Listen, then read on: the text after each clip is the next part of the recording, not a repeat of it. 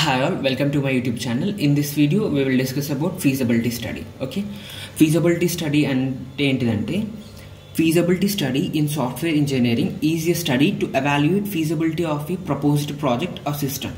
Okay na, ఒక project యొక్క ఫీజిబిలిటీని analysis చేయడానికి ఫీజిబిలిటీ స్టడీ యూజ్ చేస్తారు. మీకు ఇప్పుడు దీని గురించి అర్థం కాకపోవచ్చు, ఇన్ డీటెయిల్గా ఎక్స్ప్లెయిన్ చేస్తాను మీకు. Okay, feasibility study is one of stage among important 4 stages of software project management process. Okay, feasibility study అనేది మనకి సాఫ్ట్వేర్ ప్రాజెక్ట్ మేనేజ్మెంట్ ప్రాసెస్లో 4 స్టేజెస్ ఉంటాయి.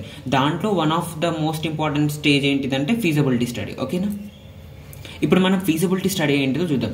అసలు యాక్చువల్గా ఫీజిబిలిటీ స్టడీ అంటే ఏంటిదంటే in organisation point of view, అంటే ఆర్గనైజేషన్ పాయింట్ ఆఫ్ వ్యూలో మనం ఈ ప్రాజెక్ట్ని యాక్సెప్ట్ చేస్తే మనకి బెనిఫిషియలా కాదా అని తెలుసుకోవడం.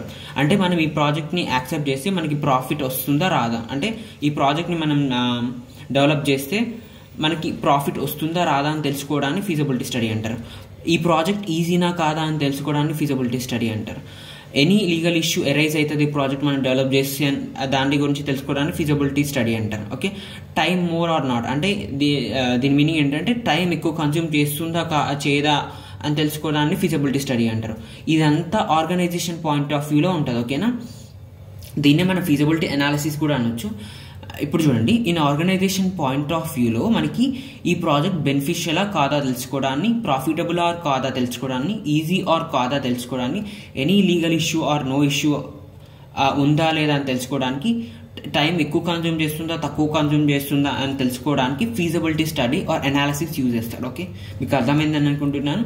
ఇది సింపుల్ వర్డ్స్లో ఉంది మీకు. ఓకే, అంటే బెనిఫిషియల్గా కాదా ఈ ప్రాజెక్ట్, మనకి ప్రాఫిటబులా కాదా, లేకుంటే ఈజీనా కాదా, ఎనీ లీగల్ ఇష్యూ ఎరైజ్ అవుతుందా లేకుంటే లేదా, టైం కన్జ్యూమ్ చేస్తుందా లేదా, ఇవన్నీ గురించి తెలుసుకోవడానికి ఫీజిబిలిటీ స్టడీ ఆర్ అనాలిసిస్ అంటారు. ఓకే, మనకి దీంట్లో 5 టైప్స్ ఆఫ్ ఫీజిబిలిటీ స్టడీస్ ఉంటాయి. ఏంటివో వాటి గురించి డిస్కస్ చేద్దాం. ఫస్ట్ వన్ ఏంటిదంటే technical feasibility checks if the skills, technology and resources are available to develop the project. అంటే మన దగ్గర అన్ని స్కిల్స్ ఉన్నాయా, అంత టెక్నాలజీ ఉందా ప్రాజెక్ట్ని డెవలప్ చేయడాన్ని, దాని గురించి తెలుసుకోవడాన్ని టెక్నికల్ ఫీజిబిలిటీ అని అంటారు. ఇక్కడ నేను చాలా సింపుల్ వర్డ్స్లో రాసాను. నేను చెప్పేది మీకు అర్థం కాకుండా కూడా ఇందులో చూస్తే మీకు ఖచ్చితంగా అర్థమవుతుంది. Okay, economic feasibility analyses the cost of development, maintenance and potential profits.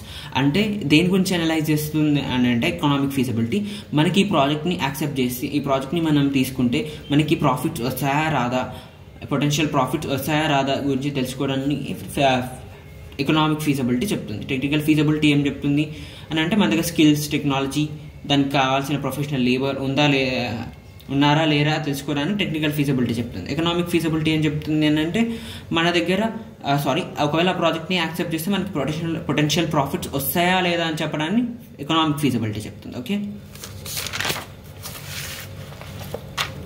Next legal feasibility ఏంటిదంటే మీరు ఇక్కడున్న మ్యాటర్ని వదిలేయండి, నేనేం చెప్తానో అదేనండి. ఒకవేళ ఫర్ ఎగ్జాంపుల్ ఎవరో కస్టమర్ వచ్చారు, నాకు ఇలాంటి ప్రాజెక్ట్ డెవలప్ చేయమన్నారు. ఎలాంటిదంటే ఫర్ ఎగ్జాంపుల్ వాట్సాప్ని హ్యాక్ చేసే ప్రాజెక్ట్ని డెవలప్ చేయమన్నారు అన్నారు. కానీ అలాంటి ప్రాజెక్ట్ని డెవలప్ చేస్తే ఏమవుతుంది, కంపెనీకి ఏమవుతుంది, బ్యాడ్ నేమ్ వస్తుంది. లీగల్గా వాళ్ళకి ఏమైనా ఇష్యూస్ ఎరైజ్ అవుతాయి కదా, అలాంటి ఇష్యూస్ ఎరైజ్ అవుతాయా లేదా తెలుసుకోవడాన్ని లీగల్ ఫీజిబిలిటీ అని అంటారు. అంటే analysing the project in legality point of view, అంటే లీగాలిటీ పాయింట్ ఆఫ్ వ్యూలో ఎనలైజ్ చేయడమే ప్రాజెక్ట్ని లీగల్ ఫీజిబిలిటీ అని అంటారు. ఓకే, అంటే this includes analyzing barriers of legal implementation of project, data protection acts or social media laws, license, copyrights. అంటే ఒక customer వచ్చాడు, నాకు అలాంటి ప్రాజెక్టే కావాలన్నాడు. అంటే ఫర్ ఎగ్జాంపుల్ నాకు ఇన్స్టాగ్రామ్ లాంటి ప్రాజెక్టే కావాలన్నాడు. ఇప్పుడు అదే సాఫ్ట్వేర్ కంపెనీ ఇన్స్టాగ్రామ్ లాంటి ప్రాజెక్టే డెవలప్ చేస్తే ఏమైతే కాపీరైట్స్ వస్తాయి కదా, వాళ్ళకి కాపీరైట్ కింద వాళ్ళకి ఏదన్నా పెనాల్టీ పడుతుంది. వాళ్ళు డెవలప్ చేసినా కూడా వేస్ట్ ఆ ప్రాజెక్ట్, ఖచ్చితంగా దాన్ని యాక్సెప్ట్ చేయరు కదా. Next schedule feasibility checks if the project can be complete within the plan time frame. అంటే మనం తీసుకున్న ప్రాజెక్ట్ ప్లాన్ చేసిన టైం ఫ్రేమ్లో కంప్లీట్ అవుతుందా లేదా తెలుసుకోవడానికి షెడ్యూల్ ఫీజిబిలిటీ అంటారు. Okay, operational feasibility evaluates how well the software integrates with existing systems and how easy it will be to use and maintain. అంటే ఆపరేషనల్ ఫీజిబిలిటీ అని అంటే మనకి సాఫ్ట్వేర్ని చెక్ చేస్తారు, అంటే ఆ ప్రాజెక్ట్ని చెక్ చేస్తారు. ఎలా చెక్ చేస్తారంటే మనకి ఎగ్జిస్టింగ్ సాఫ్ట్వేర్తో ఎలా ఇంటిగ్రేట్ అవుతుంది, ఎగ్జిస్టింగ్ సిస్టమ్స్తో మనం ఆ ప్రాజెక్ట్ని డెవలప్ చేయొచ్చా లేదా అనేది ఆపరేషనల్ ఫీజిబిలిటీ ద్వారా మనం తెలుసుకోవచ్చు. ఎవరైనా ఏదైనా కస్టమర్ ఒక ప్రాజెక్ట్ ఇచ్చారనుకోండి సాఫ్ట్వేర్ కంపెనీకి, ఆ కంపెనీ ఏం చేస్తుందంటే ఇలాంటి అన్ని ఫీజిబిలిటీస్ని చెక్ చేస్తుంది. అంటే అన్ని మ్యాచ్ అవుతున్నాయా లేదా అని. ఇలాంటి ఏదో ఒకటి for example legal point of వ్యూలో ఆ ప్రాజెక్ట్ కరెక్ట్గా లేదు అని తెలుసుకున్నారనుకోండి ఆ కంపెనీ ఏం చేస్తుందంటే యాక్సెప్ట్ చేయదు ఆ ప్రాజెక్ట్ని. ఆ విధంగా నేను ఇక్కడ ఈ మ్యాటర్ నేను చెప్పేది అర్థం కాకుండా కూడా మీకు ఇది చదివితే ఖచ్చితంగా ఈజీగా అర్థమవుతుంది అనుకుంటున్నాను.